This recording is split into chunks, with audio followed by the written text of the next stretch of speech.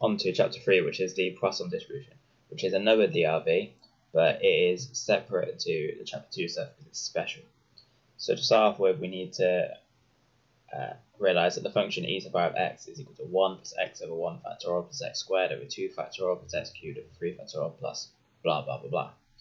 Okay, you don't know this yet. Okay, you'll see that next year in the Pure Core 2, but take it for granted that that is a way of expressing e to the power of x. Okay, if I let x equal this weird function lambda, and if I have lambda to the power of 0 equals 1, which is true because anything to the power of 0 equals 1, then if I do e to lambda divided by e to lambda, then I get 1. Okay, and if I use this form, I also get lambda to 0 e to minus lambda plus lambda e to minus lambda over 1 factorial plus lambda squared e to minus lambda over 2 factorial, etc. Okay, this is a DRV because it equals 1. So because it equals 1, this whole section here is a DRV, even though it's infinite like the geometric. Okay, so I can write the property x equals x is equal to lambda x e to minus lambda over x factorial, and this is known as the Poisson distribution. So x is distributed Poisson with parameter lambda for x equals 0, 1, 2, etc. So my only parameter here is lambda. This is reasonably complicated to understand because you need further knowledge, so you're just going to have to take it as read that this is the case, and this is the formula. When do we use the Poisson distribution? So the Poisson distribution is useful in many situations, and the standard conditions are that events occur randomly, independently, and most importantly at a uniform average rate of occurrence. Okay, this average rate of occurrence is our lambda. Again, this is an infinite DRV, like geometric, and just because you can calculate a mean rate of something occurring does not mean that the Poisson distribution is appropriate. Okay, we have got some further conditions which I'll go over shortly. Okay, so just a few quick examples just to make sure we understand how to use our calculators and define Poisson distributions. So the first one, random variable x is a Poisson distribution with mean 2. So x is Poisson distributed with lambda equal to 2. Find the property x equals 1, so that's me doing a Poisson PD. So menu 7, and I go down to Poisson PD 2 variable. So x is equal to 1, lambda equals to 2. So for I, probability x equals 1 equals 0.2707 for dp. For I, I'm doing probability x equals 4.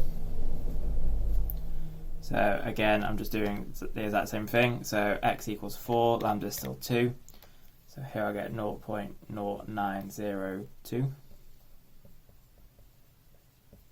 And for part 3, probability x bigger than equal to 2. There I would do 1 minus probability x less than or equal to 1. So 1 minus using CD, so 7, and then go down and use 3. Variable, my x is 1, my lambda is still 2. So 1 minus 0.4060, etc.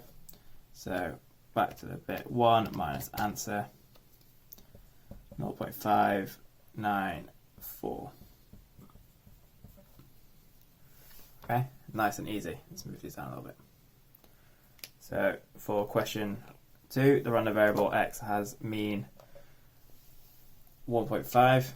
So here I've got x is Poisson distributed with 1.5. So I, probability x less than or equal to 6. That's just a Poisson CD. So menu 7 down to Poisson CD. Variable x equals 6, lambda is 1.5. I get 0.9991 for dp. And for part 2, I've got probability x bigger than 4, which is 1 minus probability x is less than or equal to 4. So 1 minus, so x is 4 in this case. 0.9814, etc. So back to the first bit, 1 minus my answer, 0.0186 3SF. Okay, now the important one. So on a quiet road, on average 4 cars pass per 5 minutes. Find the probability that 1, exactly 4 cars pass between 10 and 10:05. So in this 5-minute period, that's fine. So x is Poisson distributed with 4. So probability x equals 4. So menu 7 Poisson PD. We're doing x equals 4 and lambda equals 4. So that gives me 0.1954. It's 4 decimal places. Part 2. No cars pass between 10:30 and 10:31. Now, we're told that the average per 5 minutes is 4. So the average for 1 minute is going to be 4 divided by 5, or 0.8. So that means I need to scale this to be 0.8 instead. So I'm doing probably no cars, so that's probably y equals 0. So probability y equals 0. So 0 lambda equals to 0.8 because it's 4 divided by 5. And that equals 0.4493.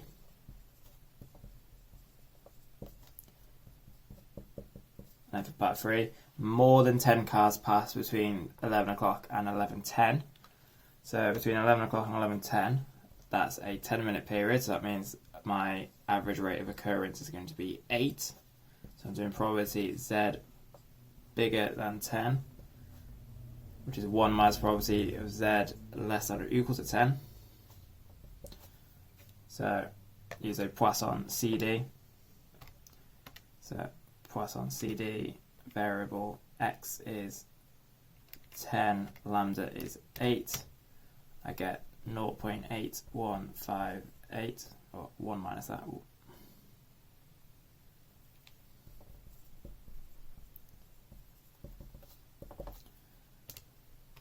One minus the answer, it gives me 0.1841. Okay, hopefully there's nothing too tricky there. These sort of examples are useful because it shows the scalability of a Poisson distribution, and that's why we like it. Back to me at the computer. So what's so good about the Poisson distribution? Well, if x is distributed with a Poisson distribution with lambda, then the expectation is lambda and the variance of x equals lambda as well.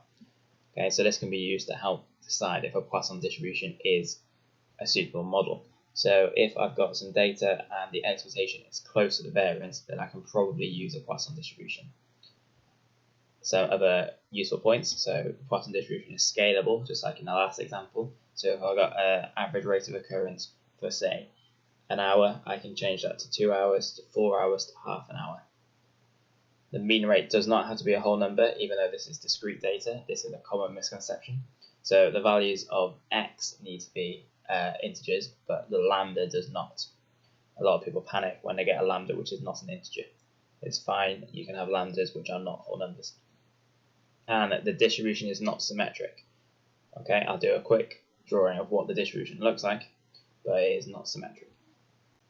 So it's probably worth showing what all these distributions look like. So if I've got a binomial distribution here, n equals 5, p equals 0.5, this gives me a nice symmetric distribution here, about 2.5. But if I change the probability, it alters it like so. So it's only symmetrical if p equals 0.5. Okay? If p equals, say, 0.25, then it's going to be based lower down, like so. And if p equals, say, 0.75, it's going to be based higher, up here. If I've got a geometric distribution, so here I've got p equals 0.5. So at 0, I've got a peak, and then it goes lower and lower and lower. It doesn't matter what my probability is, my peak is always going to be at 0. Yeah, because the most likely outcome is that I've got probability x equals 0. Now that should be reasonably straightforward to understand. So as the probability decreases, the jumps between the values become smaller. If I've got a quite big probability of success, then it's going to go smaller like so. And if I've got a Poisson distribution, okay, we start at 0, so here lambda equals 5. I'm going to make lambda a bit smaller, so here I've got quite a small lambda, everything's clustered over here. As lambda increases, it basically makes a wave going through, but it is not symmetrical. Okay, it can't be symmetrical anyway because it's infinite. Okay, hopefully that helps you visualize what all these distributions look like. So the following data were collected at the entrance of a tourist information office in a French town, Villeneuve. X is the number of visitors arriving per minute. But 1. Investigate whether the Poisson distribution is an appropriate model for these data. So if it is an appropriate model, then my expectation has to be approximately equal to my variance. Yeah, because that means I can use a Poisson. Because remember, for a Poisson distribution, the expectation of x equals the variance of x, which equals lambda. So I first need to work out the mean and variance. So to do this from a table, I can just use my calculator. So menu 6 and then the top one, and make sure frequency is on. So x 0, 1, 2, 3. And then I've got 18, 12, 9 and 4. Option and 3 to give me all the stats. So from there I get that x bar, my mean, is equal to 0.9767, etc. And my variance, sigma squared, it doesn't necessarily say that this is a sample, so we don't really need to justify whether we're using s squared or sigma squared. So I'm going to use sigma squared, so that's 0.9994, etc. Okay. So for the first part I would say as x bar is approximately equal to sigma squared, Poisson distribution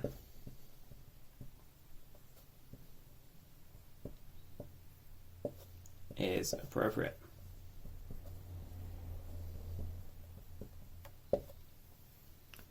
Okay.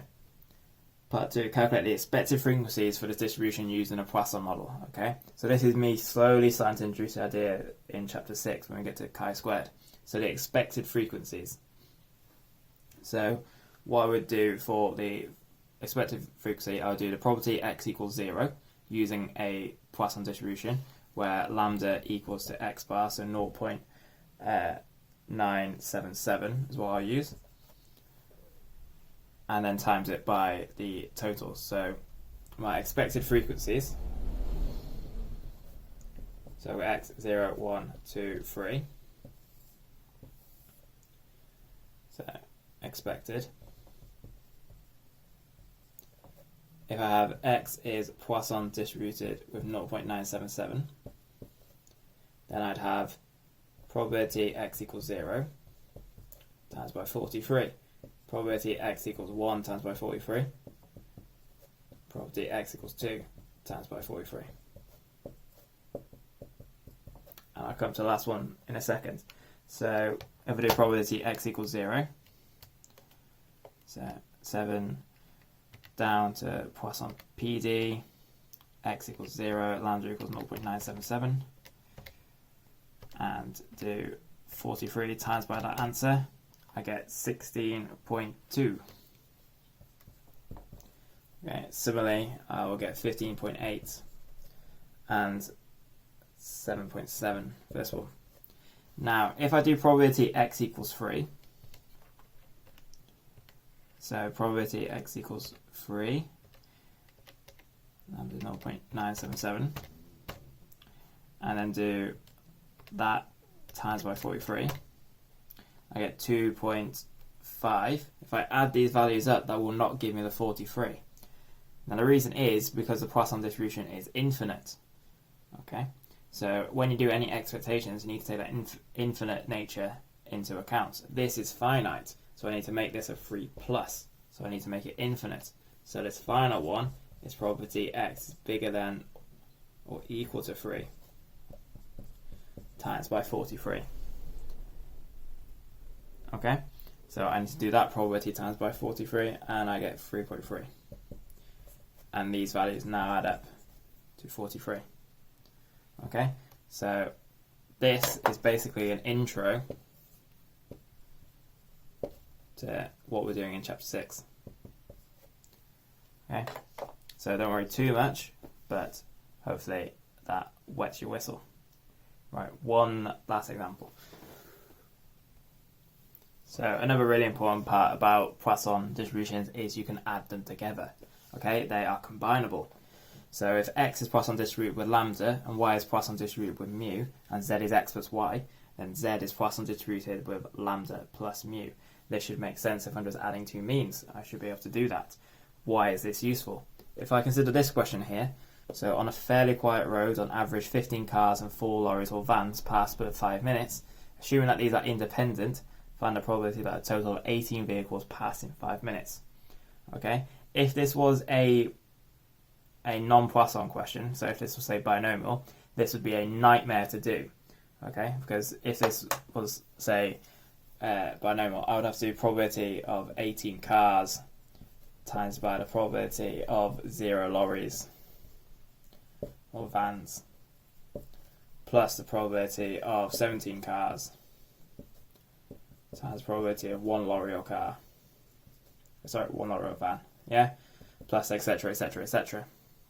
Yeah, that is a massive waste of time. But because these are Poisson distributed, all I can do is just add them together. So here I've got the case where if I say T is the total amount of transport, then I can say T is Poisson distributed with 19, and I'm just doing probability of T equals 18.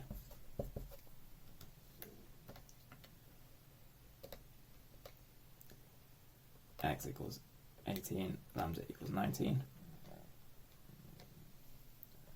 I get 0.0911.